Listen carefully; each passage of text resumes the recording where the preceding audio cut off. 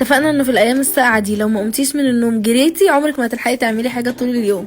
وده يوم في حياه بنت متجوزه وما عندهاش شغله ولا مشغله غير بيت. صحيت من النوم كده على طول وريني معاكي. صحيت من النوم كده على طول دخلت عشان اشوف هطلع ايه من التلاجة، لاني كنت مقرره ان انا اعمل محشي، فطلعت فرخه فرخه فخه معروفه. بعدين دخلت لميت الزفت الغسيل، وبعدين كان عندي شويه كركبه، فلما بدات ان انا كده الم الكركبه بقى. انت ليه حاطه البطه على الكنبه؟ هي قاعده زعلن مديه وشها للكنبه.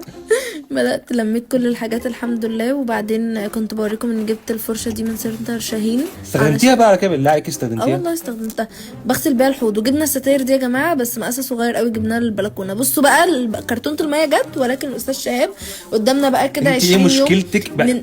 بدل ما تجيبي الازازه من على الارض هاتيها من فوق اسهل. انا هعمل عليكي. بقالنا 25 يوم بقى كده ان شاء الله على ما يبقى يلمها.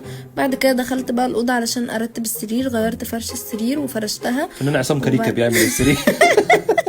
كنت بنشف شعري، وبعدين بخرتها بالبخور اللي ريحته فسوكه عشان البخور الجديد خلاص خلص.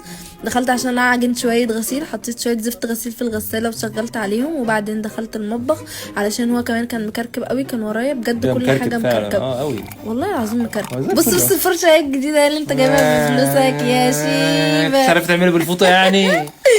انا شفت بقى الحوض وغسلته. انتوا دايما بتسالوني يا جماعه على الحوض السمارت، والله العظيم تحفه وواسع وجميل وما فيهوش اي مشاكل. انت ليه ما خدتيش بالك من البركان اللي انا كاتبها لك على الثلاجه؟ لا ما انا قراتها وانا من غير ما اقول لكم يعني. المهم قعدت عملت بقى اندومي واتفرجت على حريم السلطان شويه، وحلقه من البودكاست بتاعت مي عمر وجوزها لذاذ قوي بجد. وبعد كده دخلت البلكونه احضر الغروب. عايزين احنا كمان نعمل بقى الغروب كان حلو قوي بجد. وبعدين دخلت بقى عشان اجهز حاجه المحشي، خرطت الخضره وعمل بصوا الصلصه. في حد بيعمل صلصه محشي حلوه كده؟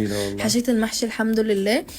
وبعدين بقى بعد كده قررت ان انا بعدين هبقى احشيه وانا لابسه جلوفز عشان الاكزيما اللي في ايدي بهدلتني بجد، بس الحمد لله خلصت يعني. نزلي جزء تاني طيب. كانت عامله 3 دقايق الفيديو.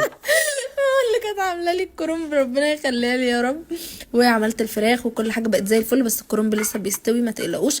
والحمد لله كان زي الفل. وبعدين طلعنا عملنا ذره وقعدنا كده نتفرج شويه على التلفزيون. وبعدين دخلنا عملنا ايس هوت شوكليت. ايوه هوت شوكليت مظبوط صح زي ما انت قلت. يا رب بقى شعركم يطول وبالكم كمان يطول معانا عشان الزهق اللي احنا وصلت هنا. يا رب شعركم يتقل ويطول واشوفكم